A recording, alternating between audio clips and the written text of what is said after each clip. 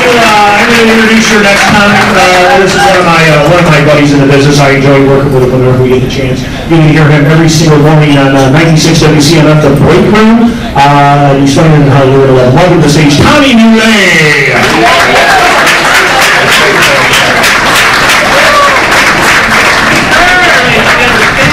There he is. Here we go. Let's say goodbye. How you guys doing? Everybody good?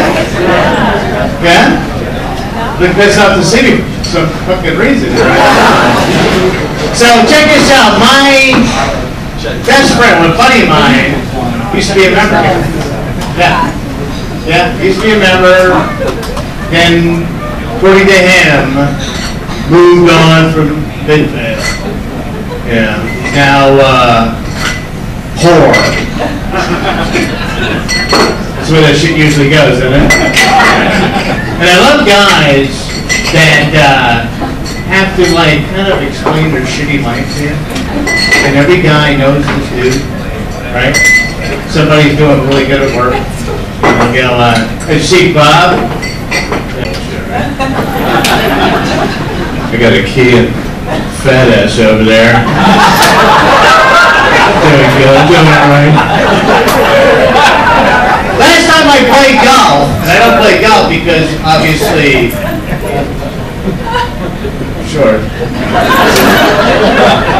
I just teeing up is like, I played Soda's Country Club. Yeah, that doesn't even sound right, does it? Soda's Country Club. Has anybody played? I don't know. One guy. One redneck in the whole goddamn room. I played their best course, the General League. Nice joint. See, it's the first time I ever actually saw golf carts with gun racks. How about the ball washer? It's a Mexican.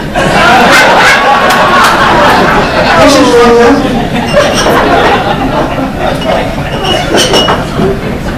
Alright, so how'd you guys do with the hurricane? Hurricane Sandy, did it screw you up? Nobody? Of course, you're all rich, you got generated. No, I care.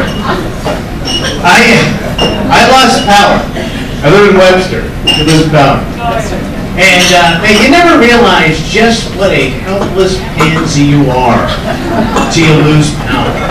I lose power and I immediately start to panic, right? Like I'm starting looking around my house. I got a broken candle, a half a pack of matches, and one rusty can of beef stew. I'm freaking out. Like things are going downhill really fast in my house. Like within 10 minutes, I have freaked out so much that I have climbed up on my roof, and I'm now waving for search and rescue helicopters in blackface. Like it's Katrina. I look down and my neighbor is like cleaning his gutters and there's somebody on their trampoline. I mean, it was bad. Thank you, sir. But here's the worst part. I had to host Halloween. It was Halloween week. You had to host Halloween. You ever host Halloween with no power? That's fun. I got basically a flashlight. And the first kid that comes up to my door is obviously a kid that came from a neighborhood that had power. So he's like, gee, mister, why don't you have any lights on? I'm like, I don't know, fucking Harry Potter. Why don't you take your little magic wand and wave it at my electrical box, alright? Maybe that'll fucking help. You snicker bar, douche. Well, I don't mean to be I'm sorry. I got enough problems, right? But here's the best part. I like Halloween. I don't show it them, but I like Halloween. Last kid of the night that shows up at my house because it was getting late, little fat kid. I love fat kids. Aren't they adorable? Do you not love fat kids? They're so cute. So this little fat kid comes to my door. He's a little fat Captain America. Which kind of adds to like America, right? because we're all getting fat. These got little boy bosoms and stuff. These are so cute. So I had like a ton of candy. So I'm like, here. I just like dumped the candy in his bag. And he was so appreciative. Thank you. He's so cute. He's walking down my driveway. All of a sudden, the bag like burst all over the driveway. And I felt so bad. But I'm laughing. And I just shut the door and went to bed. Hey, he's a fat kid. He'll find the candy. Like one of those pigs getting those French truffles out of the forest.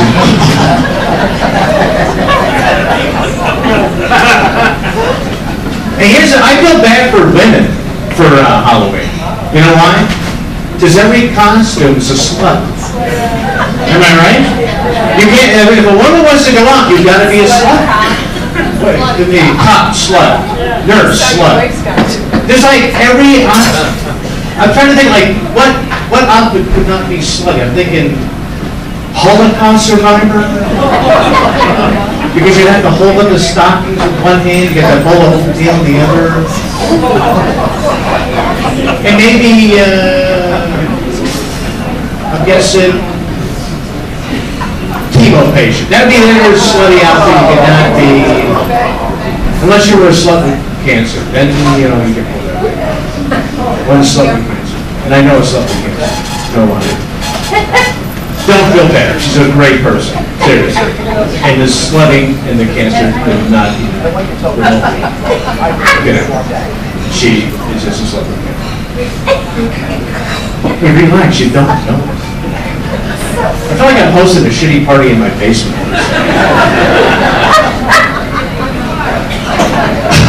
Yeah, I know. But here's the thing. I live in Webster. And any Webster people here?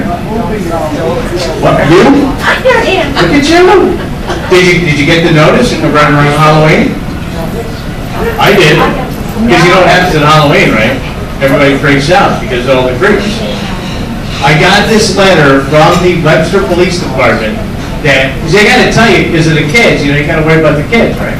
So they get this letter that there is now 20 level 3 child sex offenders in Webster. Now, I don't have kids at all, but I'm still a little concerned because from a distance, I look like an 8th grader. And you never know, like in a slow pedophilia night, I just may fucking do this. I look like some good days kid. I don't know. I don't want it.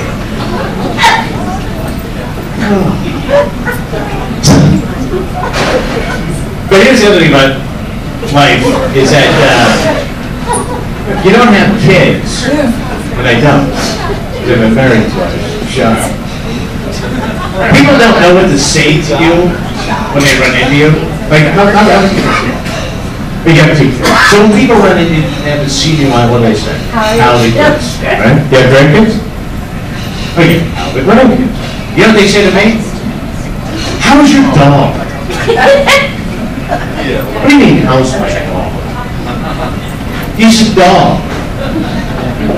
Let me explain something to you. When you buy a dog, you bring that dog home, that's fucking it. There's no dog update at all. Every dog in the world right now is doing one of 2 things. Either rolling in something smelly or eating out its asshole. That's it. There's no other dog update. It's not like I'm going to go home tonight and I'm going to go, oh my God, the dog broke up and blender made a smoothie. And if he made a smoothie, it would smell and taste like its asshole.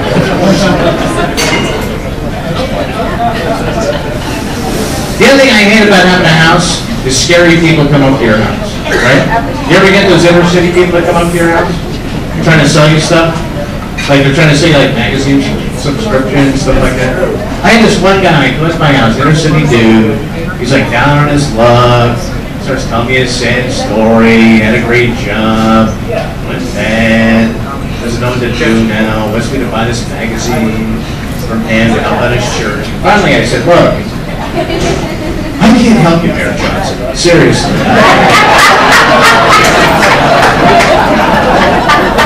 Do you remember Mayor Johnson at all? What do you remember about Mayor Johnson? Thank you, the fair's fair. How bad is Rochester going? We're the only city in America that had a ferry that got repossessed. And thank God they had a black bear at the time to do that. I mean, he tried to hide the ferry over his cousin's house. Put it in his baby mama's name. He's standing there today going, I don't know where that motherfucker is.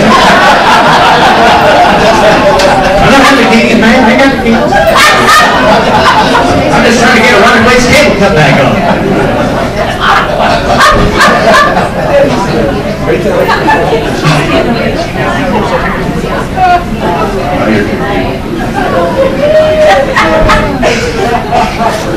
Do you know there's a black person there's a black person dating site? Is anybody here talking to the internet dating? Anybody? Well, you did it. You should. But there's actually, it's called, who did it? Did you do it? You got that clear vest on, I don't know. You didn't try it? What's that? Oh, go ahead. No, you don't have to be embarrassed. I mean, it's hard to date. Seriously, I'm a midget. It's tough. Black people have the dating site. And I was always going, it's called blackpeoplemeet.com, and I'm going, are they having a hard time hooking up? I'm sorry. Every black guy I know has like 17 girlfriends. If a black guy was in here tonight, he could bang every one of your girlfriends. And you wouldn't even know it. I think his dick was like at the pants leg, like an anaconda, bang your old lady, sip a drink, finish on your cocktail, have a couple of appetizers, bang up. You wouldn't even fucking know it. Please sure not. You gotta cheer up.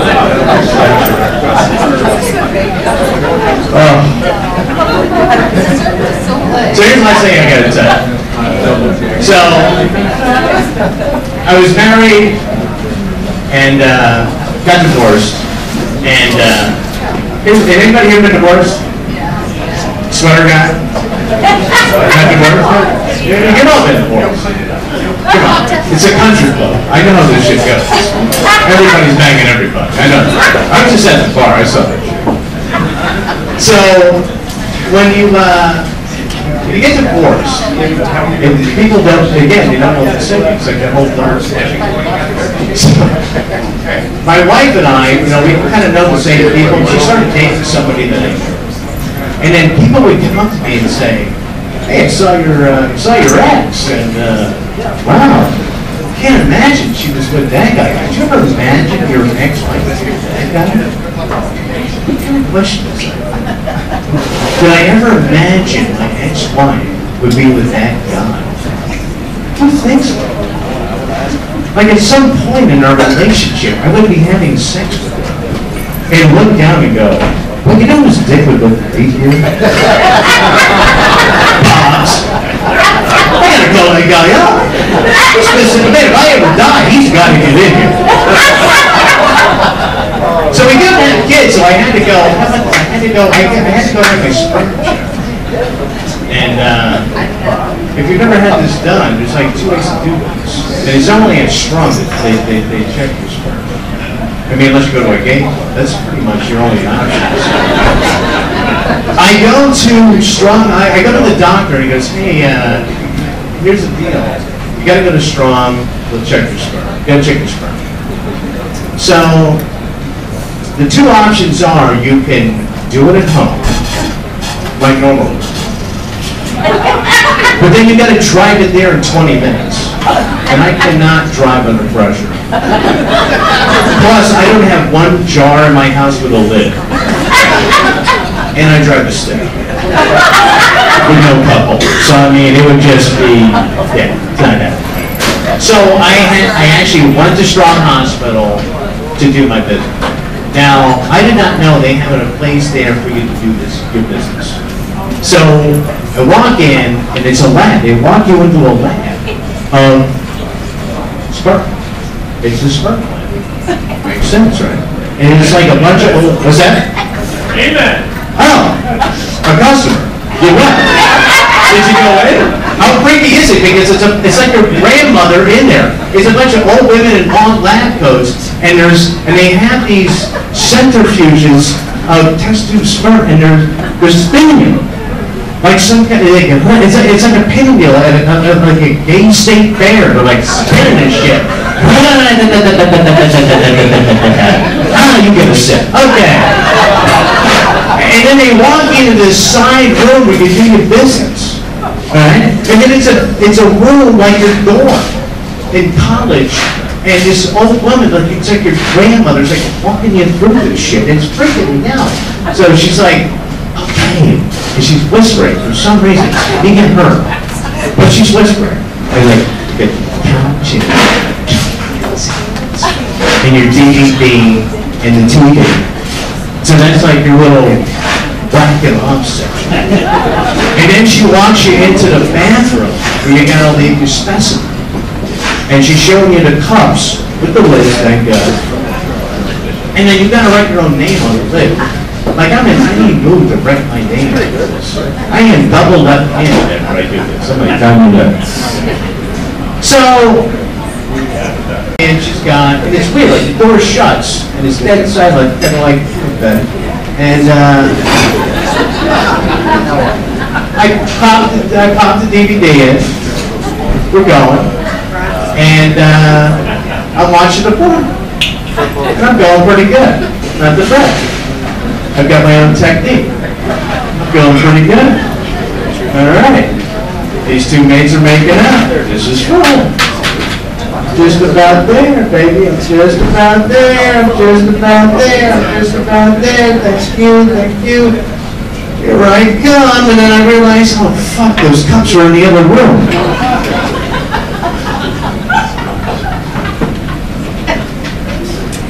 Thank you. That's my time. Good night. Oh, and I'm leaving.